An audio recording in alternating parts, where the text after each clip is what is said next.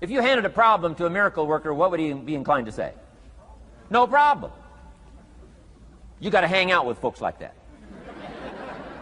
I belong to a small group like that. We do business around the world. You hand these guys a problem, they say no problem. What? How many books would they read to solve it? Many as it takes. How early would they get up? Early as it takes. How much information would they get?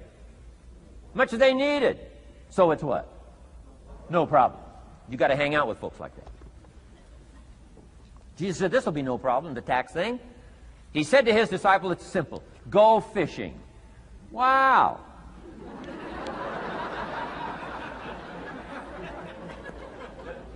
Now that was easy for this particular disciple. His name was Peter. And Peter was a fisherman. How clever. How clever. But here's the real problem. If you should fish, and you could fish, and you don't fish, you got no miracle. You could change, you should change, you won't change. That's called accumulated disaster. In 6 years, you'll be explaining instead of celebrating. Having some ragged list like I had, reasons for not doing well, pennies in my pocket. Could, should, don't, disaster. And if you'll just start the process of change, could, should, and will, you can start this whole process. And if you will, then put it into action, the miracle belongs to you. Jesus said to his disciple, it'll be simple. Go fishing, and the first fish you catch, look in his mouth. Peter said, okay. He was used to strange things happening in this relationship. Peter goes fishing, catches the first fish, looks in his mouth. Guess what's in the fish's mouth? Coins. Peter says, wow, coins. Starts counting the value of these coins, and when he adds it up, guess how much it added up to? Exactly enough money to pay his taxes and Jesus' taxes. Which gives you Jesus' position on taxes.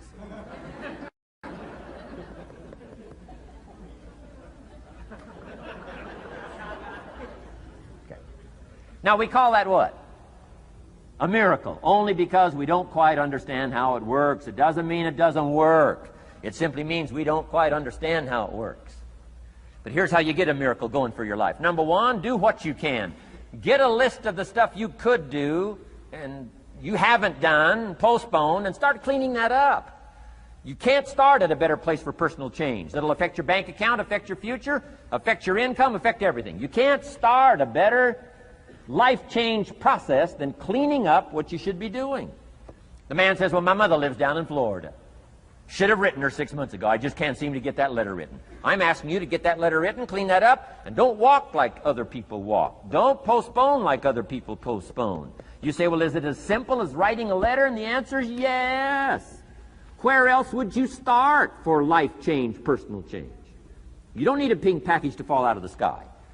You don't need massive bombard, pre-conscious, subconscious. Practice channeling, find a 2,000-year-old guru. I mean, you don't need any of that stuff. Pass on all that. Kids are afraid of that stuff. Too much of it, you'll be out on a limb with Shirley. I mean, don't pass on all that stuff. This stuff's too easy. This stuff's too simple. It's called take action, number one, on neglect, on errors, in discipline. Number two, start setting up some disciplines. And if you'll do that, you'll perform a miracle. Now, here's the second part of the miracle. Number one is do what you can. Here's number two, do the best you can. If that's not your philosophy, I would ask you to amend it. Let me give you the best of ancient script. Here's what it says. Whatever your hands find to do, do it with all your might, do it with all your strength, and do it with all your power. What a good philosophy. That kind of philosophy will revolutionize your life if you haven't picked it up lately. Guy slips in late, company doesn't seem to mind, slips out early, first one in the parking lot, heading for happy hour. Stretches his break, comes early for lunch, late back from lunch, company doesn't seem to notice. Guy says, best as I can calculate, I'm putting in about a half a day's work and I'm collecting a full day's pay. And the guy says, I got it made. Little does he know the seeds of his own disaster are already being sown by the weakness of his own personal philosophy. It's not the economy that's going to determine your next 6 years. It's your philosophy about labor and about activity and about miracle and soil and seed and sunshine and rain and the economy and the banks and the money and the companies and the schools and what's going on. It's your philosophy and your attitude, and then your ability to take action. All of that we call the process of life change, miracle working. Number 1, do what you can. Number 2, do the best you can. Here was number 4. Results. Results. Every once in a while, you got to take a measure, see how you're doing with these 3 pieces: philosophy, attitude, activity. Now we take a measure called results. What is the results at the end of the day, the results at the end of the week? You can't let too much time go by without checking. When time goes by, 6 years I'd been out there working when I met my teacher, Mr. Shoaff. Shoaff said, well, Mr. Rohn, let's just go through a little summary here. He said, in the last 6 years, how much money have you saved and invested? Let's go through a little tab list here. How much money have you saved and invested the last 6 years? I said, what? 0. He said, you have messed up. You remember these notes. I like that. You've messed up. He said, who sold you on that plan? I thought, my gosh, the man's right. I'm a nice guy. I bought the wrong plan. What if you were 50 and broke? Right? Didn't need to change countries. Bought the wrong plan. What a sad scenario that would be. But Shoaff said these questions. Let's go through some results. He said, how many books have you read in the last 90 days? I said, what? 0. Wisdom of the world available? Change your life, change your future? Wisdom of the world available? Develop any skill you want, earn the kind of income you want, have all the treasures you want, equities you want, relationship with your family that you want, everything that you want available, and the wisdom of the world to help you get it. Haven't read any books in the last 90 days. My teacher said, Mr. Rohn, you have messed up. I'm telling you, you've got the deal. Shoaff said, Mr. Rohn, in the last 6 months, how many classes have you taken to improve your skills or to develop new skills? Go for the American dream. Become rich and powerful and sophisticated and healthy and influential. How many classes have you taken in the last 6 months? I said, how many? 0. He said, you have messed up. He said, you don't need to unmess the country.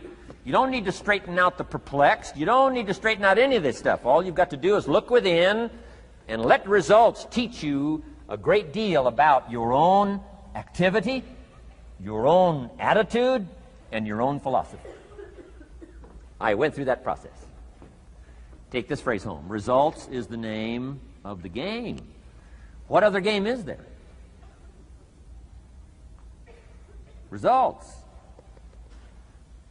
Here's all life asks us to do. Make measurable progress in reasonable time. Just take home that little phrase. Good phrase. We're asked in life simply to make measurable progress in reasonable time. We demand it of our children. How many years do you want your child to spend in 4th grade? Approximately. About 1. If it looks like they're not going to make it, we pour on the pressure, called legitimate pressure, lack of results. Peer pressure, family pressure, school pressure, community pressure. Every other kind of pressure we can bring to bear what? You can't stay more than 1 year in 4th grade. As parents, you'd have to leave the community. You say, well, what if they're nice kids? Wouldn't you give them 3 or 4 years? And the answer is no. You got to make better progress than that. So you got to check fairly often. Some things you got to check every day. Some things you got to check at least by the end of the week. Salesman joins this little sales company. He's supposed to make 10 calls first week. Wouldn't it be legitimate to call him in on Friday and say, John, what? How many calls? I mean, this stuff is simple. John says, well. Say, John, well won't fit in this little box here. Well. Now John starts with a story. You say, John, I made this little box so small so a story won't fit. I don't need a story. I need what? A number. A number. What will a number tell me? Everything.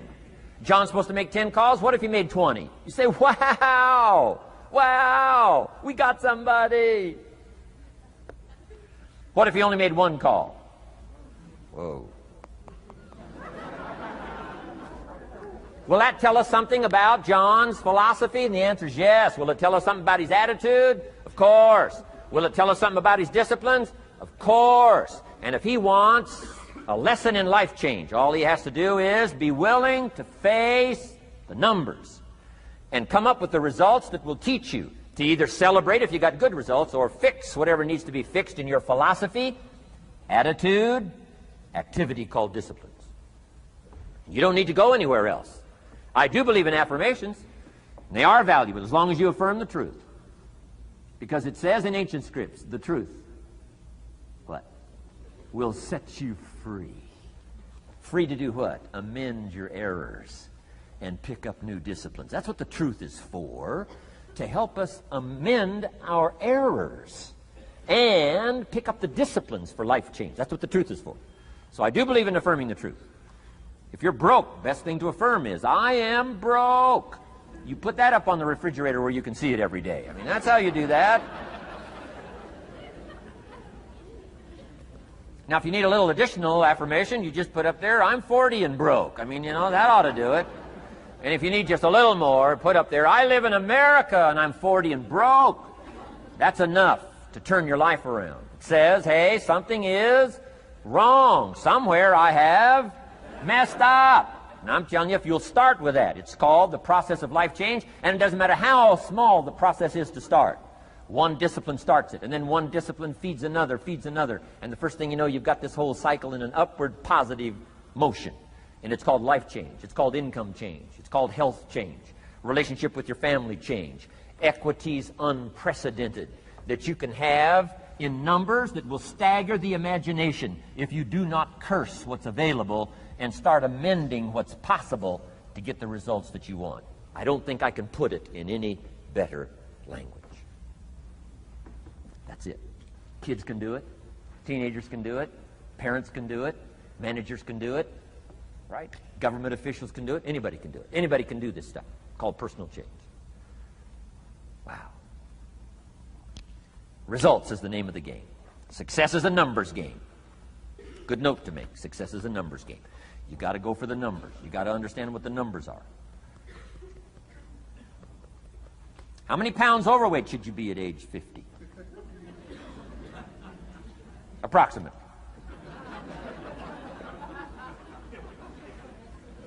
John says, I got big bones. We'll give you 10 pounds. 10 pounds for big bones. Otherwise, come on, John. 20 pounds, 25 pounds. Shouldn't we turn on the caution light at work and at home? Blinking caution light. Somebody says, what's that caution light? So John's up about 20, 25 pounds. We got the blinking light going at home, got it going here at work. To remind him what? Wrong numbers. Okay? 35, 40 pounds, red light. Blinking at home. Somebody says, what's that blinking red light? Say, John's up about 40 pounds.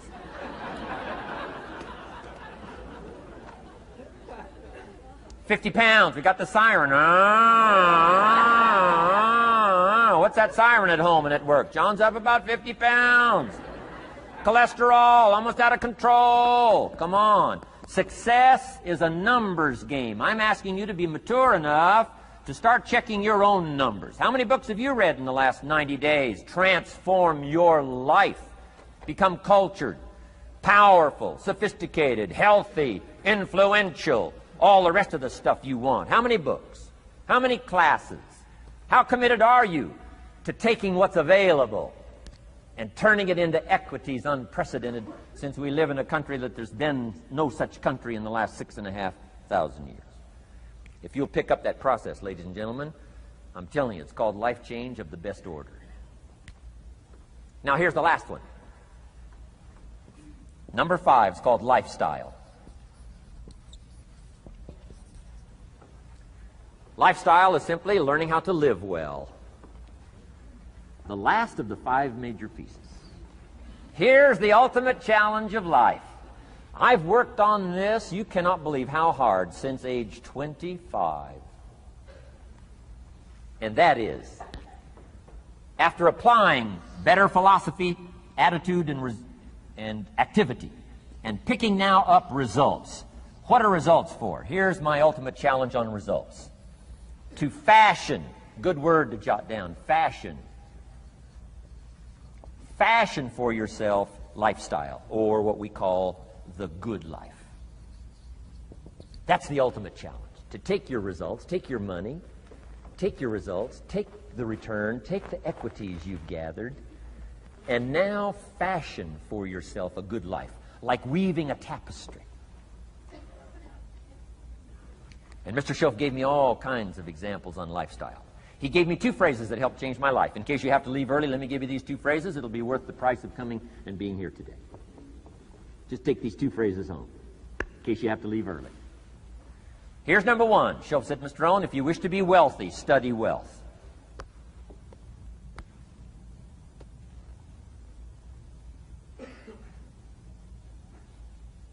When he said that, I said, my gosh, I don't know anybody that studies wealth. Where am I going to learn it? He said, never mind, Mr. Rohn, now that you've met me, if you'll be with me for a while, he said, and if you'll commit yourself, he said, I will teach you. And he taught me. He taught me the books. He taught me the stuff. Changed my life. By the time I was 31, I was a millionaire. The man taught me well. If you wish to be wealthy, study wealth. If you were to show me your present economic plan, in a personal conversation between you and me, you say, Mr. Rohn, let me disclose for you my current economic financial plan for the future. Would I get so excited, I'd say, hey, I'm going to go across the country and lecture on your plan.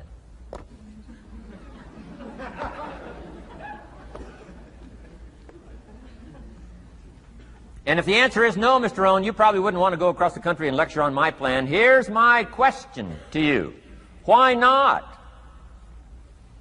Why wouldn't you have a superior, powerful financial plan that's taking you to the places you want to go? I'm asking you, if you find yourself caught like I was at age 25, make the personal commitment today and say, I'm going to study and I'm going to change, and 5 years from now, nobody's going to be able to say, how come you don't have a superior plan living in a superior country with superior opportunity? Nobody's going to be able to say that 5 years from now of me. If you'll make that commitment, I'm telling you, this will be one of the most exciting days of your life. Not because of my seminar. It'll be one of the most exciting days of your life because of your commitment to this simple little process I've outlined for you. Here was the second phrase. Mr. Shoaff said, Mr. Rohn, if you wish to be happy, study happiness. I didn't know happiness was a study. My best hope for happiness at age 25 was to just go through the day with my fingers crossed, hoping somehow something would make me happy. Shoaff said, no, Mr. Rohn, happiness is not something you postpone. Happiness is not something off in the future. Happiness is something you design. You've got to get the word. Happiness is something you design. Happiness is a study. Happiness is a practice. Happiness is an art. It's not an accident. It's an art.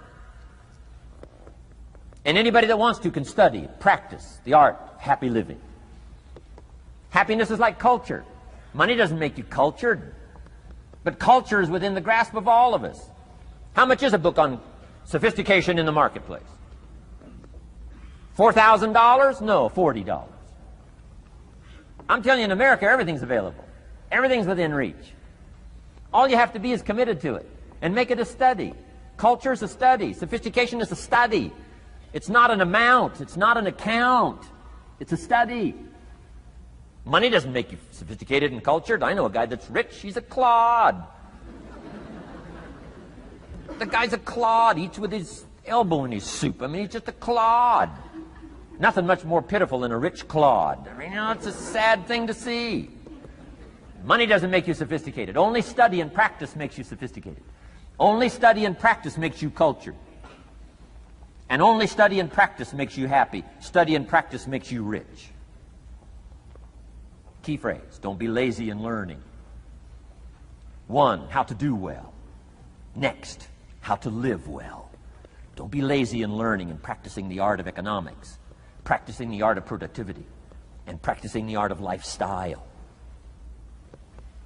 Shoaff taught me in such simple terms. Shoaff said, Mr. Owen, if you're getting your shoes shined, Shoe Shine Boy's done an exceptional job. You look down, you got one of the world's all-time great shines. And you pay him. Now, you got a little change in your hand. Question pops in your mind. Should I give him 1 quarter or 2 quarters as a tip from a neat shine? Here's what Shoaff said. If 2 amounts pop in your mind, always go for the higher amount and become the higher thinking person. That helped change my life. Here's what he said. Become a 2-quarter person. Now, you can tell that was a long time ago, when a quarter was a good tip. Now it takes dollars. But just substitute 1992, dollars for quarters. Shoaff said, hey, if you are thinking 1 quarter or 2 quarters, and you say, well, no, I'll just give him 1 quarter. He said, that'll affect you the rest of the day. The rest of the day, you'll look down, see this great shine, you'll say, I got to be really cheap. 1 lousy quarter, tip from a shine. But he said, if you'll go for the 2 quarters, Shoaff said, you can't believe the extra happiness you can buy for just an extra quarter. That's called studying and practicing the art of lifestyle, which means living well. Money doesn't make you happy. Father wads up a $20 bill, throws it at his son, and says, if you need the darn stuff that bad, take it, just get out of my face. How sad, a father with money and no joy. He studied economics, but he never studied joy. I'm asking you to turn that around. Turn that all around. I did a seminar one time, St. Louis, Missouri. When I finished a seminar like this, a man walked up and said, Mr. Owen, you've really gotten to me. He said, I'm going to change my philosophy, I'm going to change my attitude, I'm going to change my life, I'm going to change everything. He said, you've touched me today. And he said, you'll hear about me. You'll hear my story someday. I said, okay. Right? A lot of people, right, say things. Sure enough, a few months later, I come back to St. Louis, did another seminar. When I finished my seminar, I saw this man come walking up. I didn't remember his name, but he said, I'm sure you'll remember me as the man who said, I'm going to go make some changes. You've touched me today. I said, I do remember you. He said, I'm telling you, things are already happening for me. I cannot believe in just a matter of months. He said, one of the things I decided to change was my relationship with my family. He said, my wife and I have 2 lovely teenage daughters. Parents couldn't ask for any more beautiful, lovely daughters. And he said, I'm the only one that's given them trouble. He said, these daughters of ours have never given us any trouble. He said, I've usually been the one all these years given all the trouble and all the static. He said, my daughters love to go to the rock concerts, and I'm always giving them trouble. They have to beg me for the money. He said, I don't want you to go. You stay out too late. Music's too loud. You're going to ruin your hearing. You won't be able to hear the rest of your life. And he said, I just get on their case. And he said, they keep begging, keep begging. Finally, when they beg long enough, I say, all right, here's the money. If you have to go that bad, just go. He said, that's how I've been up until now. But he said, after I left your seminar, I decided to change all that, called lifestyle, living well. He said, you won't believe it. Not long ago, I picked up the newspaper, and I saw an advertisement, and I knew my 2 daughters, it was one of their favorite performers, was coming to town. He said, guess what I did? He said, I went down and bought the tickets myself and brought them home, put them in an envelope. And when I saw my daughters later that day, he said, I handed them this envelope, and I said to my 2 lovely daughters, you may not believe it, but inside this envelope are 2 tickets for the upcoming concert. They could not believe. And he also added, you'll be happy to know begging days are over. Now they cannot. He said, now don't open the envelope till you get to the concert. They said, okay. So they go to the concert, come concert time, open up the envelope, hand the tickets to the usher. He says, follow me. And he starts down front. The girls say, hey, hold it, hold it. Something must be wrong. He takes another look, says, no, nothing's wrong, follow me. 10th row, center. Now they cannot leave 10th row center. The only tickets they were able ever to beg for was, right, third balcony, can't see. He said, I stayed up a little late that night. Sure enough, a little after midnight, my two daughters come bursting through the front door. One of them lands in my lap. The other one's got her arms around my neck. They're both saying, you got to be one of the all-time world's great fathers. He said, Mr. Owen, you're right. I can't believe. Same money, different father. He said, I've started making the changes, and I decided to start with my teenagers, my girls. He said, what a difference it's making in my life. And I'm telling you, you can do that with your lifestyle. You can do it with your sales career. You can do it with your management career. You can do it with any part of your life. If you're looking for equities, unmatched. Do not curse the only thing you have. Don't complain about the only thing you have, which is seed and soil, sunshine, rain, miracle, and seasons. But start changing and processing and evaluating things like we're covering today, and this process of change will take off for you. You will not believe what can happen in such a short period.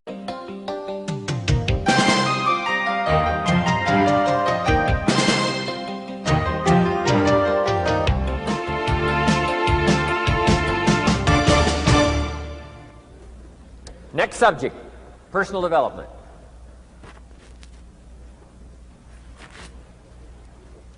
Some of the things Mr. Shoaff taught me starting at age 25, some things came quickly, some things came easily. Setting goals, that was easy. We're going to talk about that later on. But this one I had to struggle with, personal development. It was hard for me to give up my old blame list. It was so comfortable blaming the government and blaming my negative relatives and the company policy, unions, wage scale, economy, interest rates, prices and circumstances and all that. That was difficult for me to give up. That was quite a transition for me to make, and blaming myself. But Mr. Shoaff started out with something very, very important. Let me give that to you.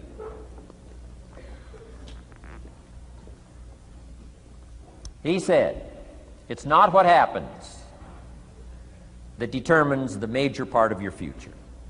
It's not what happens. What happens, happens to us all. He said the key is what you do about it. It's not what happens, it's what you do about it. And he said if you will start that process of change, do something different the next 90 days than you did the last 90 days, like picking up the books to read. Do something different like the new health disciplines, relationship with your family, whatever it is, doesn't matter how small it is. If you'll start doing different things with the same circumstances, since we cannot change the circumstances, but we can change ourselves. We can change what we do. And then he gave me another secret to success when he said, what you have at the moment, Mr. Owen, you've attracted by the person you've become. What you have at the moment, you've attracted by the person you've become. Few little simple principles here. Once you understand these, it starts to explain so much. Now, sometimes it's a little tough to take, blaming yourself instead of the marketplace, taking responsibility instead of putting it off on someone else.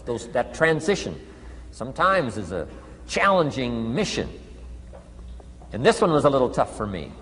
He said, Mr. Owen, you've got pennies in your pocket, you've got nothing in the bank, the creditors are calling, you're behind on your promises. And he says, here's how that occurs. You've attracted, up until now, you've attracted the things to you because of the person you've become. Now I said, well, how can I change all that? He said, very simple. If you will change, everything will change for you. You don't have to change what's outside. All you've got to change is what's inside. To have more, you simply have to become more. And then he said, don't wish it was easier, wish you were better. Don't wish for less problems, wish for more skills. Start working on yourself, making these personal changes. And he said, it'll all change for you. So let's talk a little bit about personal development. That extraordinary adventure I undertook starting at age 25. And I've never ceased that adventure. I'm still going for it in the 90s. I want to get better and better. I want my craft to get better, my business operations to get better, the things I do to get better. Because once I picked up this simple formula, I'm telling you, it's easy to figure out where the problem is if you go to work on it. Now, let's talk about personal development. And in helping kids understand personal development, I always start with money. Now, money's not the only place to start. Money certainly isn't the only value, but we've all got to start somewhere, and money's something you can count, right? Kids are interested in money, okay? A lot of things are a little tougher to measure, but economics is pretty easy, right? Because you can count. Okay, somebody says, how are you doing? You say, I don't know. Let's count. Now, this is not the only count. I understand that. There's a lot of other things to count. But to see if there may be some errors in your judgment and lack of disciplines in your life, we might as well start with money, because it's so easy to count. So let's just start there and see whether or not maybe we have messed up. Okay. So here's how I explain it to kids. We get paid for bringing value to the marketplace. Key to understanding economics. We get paid for bringing value to the marketplace. Marketplace is also described as reality. Reality, the marketplace. Now, it takes time. It takes time to bring value to the marketplace, but we don't get paid for time. It's very important for kids to understand, as well as adults. We don't get paid for time. Mistakenly, the man says, well, I'm making about $20 for an hour. Not true. Not true. If that was true, you could just stay home, have them send your money. No, it's not true. You don't get paid for the hour. You get paid for the value you put in the time. So we don't get paid for time, we get paid for value. Now, since that's true, here's one of the key questions of the afternoon. Is it possible to become twice as valuable and make twice as much money in the same time? Is it possible to become 3 times as valuable as you now are and make 3 times as much money in the same time? Is that possible? Of course. If you want to really emphasize something, that's a good phrase, Stuart. Of course. Of course. Okay. Now, all you have to do to earn more money in the same time is simply become more valuable. America's unique. It's a ladder to climb. Starts down here, what, about $4 an hour? Big argument last year in Congress about the starting place. Should be 5, should be 5, should be 5. Well, no, it doesn't need to be 5. Why not start with 4? It's a ladder. Right? This is not a bed. This is a ladder. This is a ladder to climb. Starts at $4. Now somebody said, well, should be 5, should be 5. Well, maybe. If you're going to stay at the bottom for the rest of your life, it probably should be 5. But that's kind of a pitiful way to live. Start and not grow. Start and not change. Start and not become more valuable. Hey, the whole scenario of life is to start, number 1, and what? Become more valuable, number 2. So America's a ladder to climb. Starts at $4 an hour, and the more valuable you become, you just keep moving up the ladder. Top income last year, what, 52 million? Guy that runs Disney? Would a company pay somebody for 1 year's work $52 million? And the answer is, of course. This is one of those of course places. Of course. If you help a company make $1 billion, would they pay you $52 million? The answer is, of course. It's chicken feed. I mean, it's not much money. Now, why that much money? Because he has become so valuable. Now, why would we pay somebody only $4 an hour? They're not very valuable to the marketplace. Now, we got to make that distinction, to the marketplace. Might be a valuable brother, a valuable member of the community, a valuable member of the church, valuable member in the sight of God, to the human family, of course, those kind of values. But to the marketplace, which is called what? Reality. Reality is, if you're not very valuable, you don't get much money. Those are called the facts. I mean, that's how that is. Well, then how do you get more money? Simple answer. Somebody says, well, I'll go on strike for more. Well, here's a major problem with that. Here's a major problem with that. You can't get rich by demand.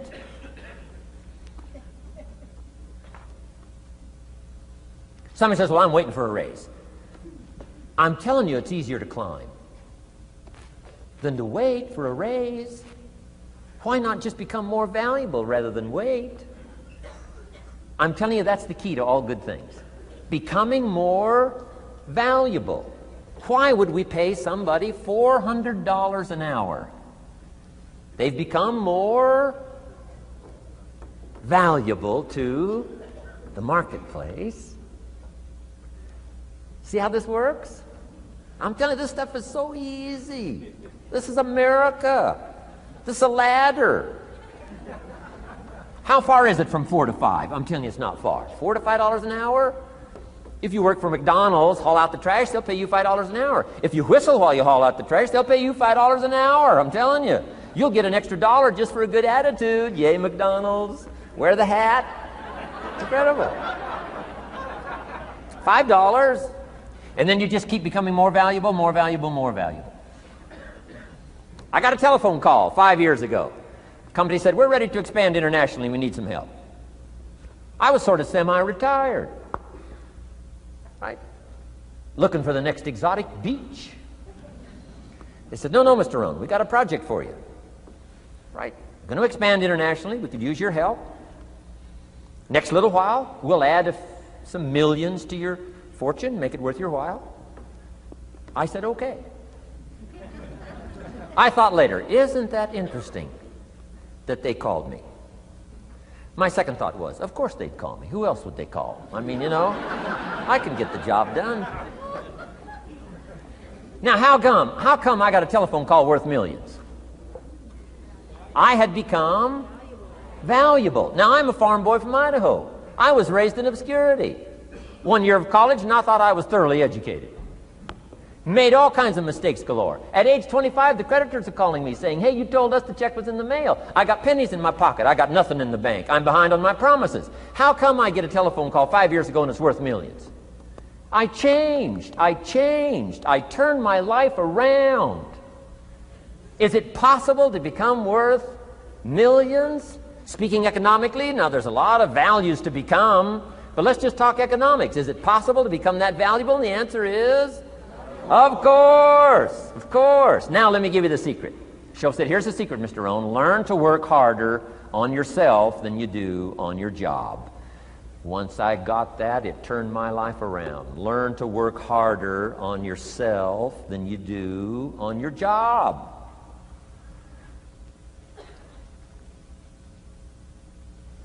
He said, if you work hard on your job, you'll make a living. If you work hard on yourself, you can make a fortune. Wow. If you would have known me at age 25, you would have said, Jim Rohn's a hard worker. If you'd have known me, you'd have said that. I'm the guy, I don't mind coming a little bit early, staying a little bit late. I don't mind that. You'd have said, well, Jim Rohn's a hard worker. You say, well, how come he's got pennies in his pocket and nothing in the bank and behind on his promises? Well, I was a hard worker, but I was working hard on my job, not on myself. I'm telling you, if you'll learn that simple little principle and start the process today, latest tomorrow, I'll give you tonight to think it over. And start this whole process of personal development, work on yourself, make yourself more valuable to the marketplace. I'm telling you, you can so dynamically change your income, and economics is the least of the values that you can start earning in terms of equity if you'll start working harder on yourself than you do on your job. Work hard on yourself and develop the skills. Work hard on yourself and develop the graces. All of the stuff necessary to become more valuable to the marketplace. I'm telling you, your whole life can explode into change. Promotions, no problem. Becoming more valuable to the company, I'm telling you, no problem. Money, no problem. Economics, no problem. Future, no problem. If you just go to work on the right thing. Not get things out there to change. Don't try to change the seed. Don't change the soil. Don't change the sunshine. Don't change the rain. Don't change the mix of seasons. Let the miracle of everything that's available work for you, and start working on the inside. Work on your philosophy, work on your attitude, work on your personality, work on your language, work on the gift of communication, work on all of your abilities. And if you'll start making those personal changes, I'm telling you, everything will change for you. Now, let me give you another scenario on personal development. It's called the 4 major lessons in life to learn. Before we get to the 4 major lessons in life to learn, let me give you a key phrase for your notes. Here it is. Life and business is like the seasons. Life and business is like the seasons. Frank Sinatra sings, life is like the seasons. Now, here's one of the key phrases that changed my life. Starting at age 25, you can see this whole scenario. Personal development for me began. I've never been the same since. Here's the next key phrase. You cannot change the seasons, but you can change yourself. You can't change the seasons, but you can change yourself. My best hope, right? When I'm 25 years old, my best hope was to go through the day with my fingers crossed saying, I sure hope things will change. I sure hope things will change. It seemed to be my only way for my life to get better if things would change. Here's what I discovered. It isn't going to change. It isn't going to change. I did a seminar one time for Standard Oil executives and management in Honolulu, now known as Chevron. And we're talking economics one day around the conference table. And one of them said to me, Mr. Rohn, you know some fairly important people around the world. You have a chance to travel internationally. Can you tell us what you think the 80s are going to be like? Now, you can tell how far back this goes. He said, what do you think the 80s are going to be like? And I thought for a moment, and I said, gentlemen, I do know the right people. And I do have some experience, I think I can tell you. So they all leaned in a little closer, and I said, gentlemen, based on the people I know and based on the best of my own experience, I think in the 80s it's going to be about like it's always